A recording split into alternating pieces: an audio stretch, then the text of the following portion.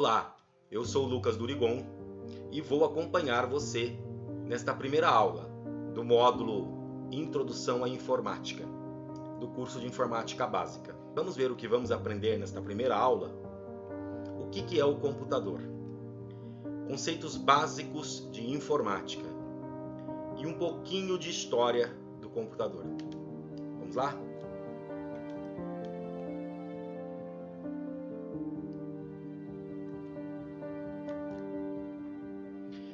A palavra computar é sinônimo da palavra calcular, ok? Isso porque no início as primeiras máquinas foram criadas com o objetivo de fazer cálculos automáticos.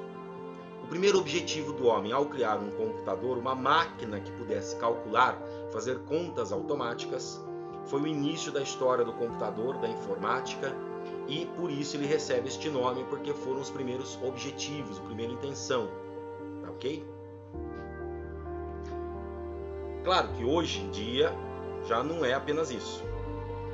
O computador tornou-se um equipamento multitarefa que substitui dezenas, talvez centenas de outros equipamentos.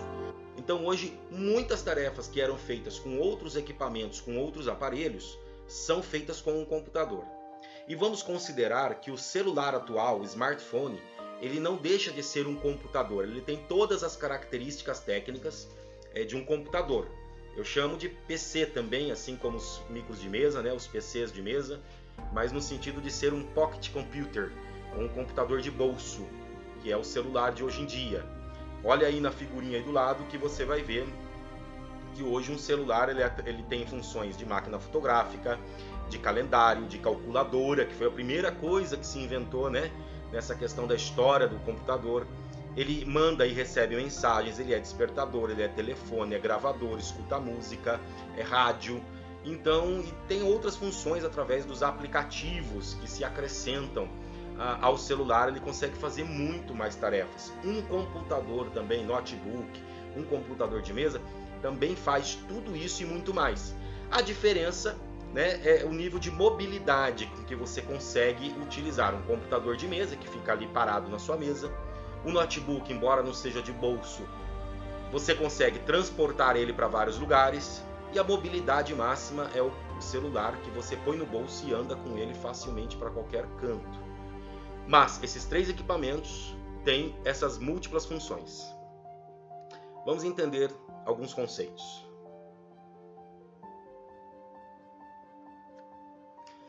O que é hardware?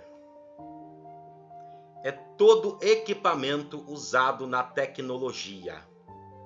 Então, por exemplo, a tela é hardware, o teclado, os fios, as placas, o mouse, o CPU, o processador, a memória, o HD, o celular, o aparelho em si é o hardware, a tela onde vai tocar. Tudo isso que você pode pegar, que você pode tocar, é hardware, tá ok? E o que é software? Software é a parte pensante que dá vida ao equipamento. Então, por exemplo, um hardware, ele tem ali fios, tela, teclados, ele tem várias características, dispositivos e peças, mas que se não tiver um software dentro, para que ele funcione, ele é uma peça morta. Ele vai te mostrar uma tela preta e não vai fazer nada. Ele não tem função nenhuma. O software é o programa de computador que vai dentro de cada uma dessas peças para possibilitar que elas te deem algumas funções úteis, características úteis. No celular estamos acostumados a chamar isso de aplicativos. O termo oficial é software, porque aplicativo é uma das categorias de software que existem, ok? Aqui também temos um conceito que nós poderíamos chamar de peopleware, que seriam as pessoas que usam este conjunto do hardware mais o software juntos são usados, operados, manuseados pelas pessoas. E poderíamos dizer que as pessoas nesse conjunto todo é o peopleware, tá ok? São alguns conceitos iniciais para entendermos a computação, a informática. Vamos logo nos aprofundar um pouco neles. Mas antes disso, vamos conhecer um pouquinho de história, né? É muito interessante ver o quanto o computador evoluiu e como que essa história é fascinante, ainda mais como considerando que hoje em dia o planeta inteiro, praticamente quase todo ser humano, claro, a não ser nas regiões mais afastadas ou mais simples, onde as pessoas não têm ali acesso, né, a essa tecnologia, mas praticamente todo mundo que tem algum acesso a essa tecnologia hoje usa essa tecnologia, né, acessa, e ela chegou a este nível de acesso universal, de acesso global, de acesso em todo o planeta, mas passou por uma história, não foi sempre assim, teve etapas e passos. E é uma história interessante, porque eu acho que nenhum outro tipo de equipamento ou de utilidade do ser humano, por exemplo, o automóvel, ele não teve toda esta evolução que os computadores, os equipamentos eletrônicos de informática tiveram. Né? Os aviões, eles não tiveram toda esta evolução no mesmo proporção que os computadores tiveram. Né? Então vamos ver. Vamos dar uma olhada nesta linha, um resumo de uma linha do tempo com alguns momentos importantes da história da informática. Podemos dizer que em 2000 a.C., ou até antes disso, já se iniciou o interesse do ser humano em ter uma máquina que o ajude a calcular.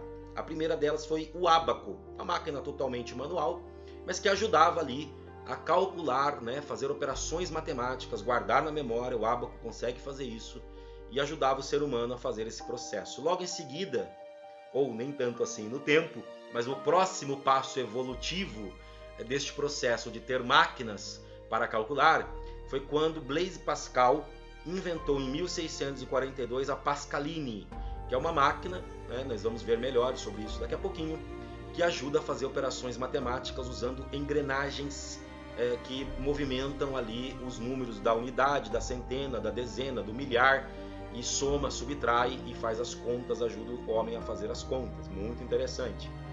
Depois desse pulo, né, de quase 3.500 anos de evolução, precisou de mais 300 anos, de 1642 até 1943, para o ser humano criar a primeira máquina, chamada Mark I, que usaria energia elétrica para auxiliar nos cálculos. Então aqui a Pascaline e o ábaco eram manuais, operados na mão, mas o Mark I, na hora de executar as operações matemáticas, já usava energia elétrica.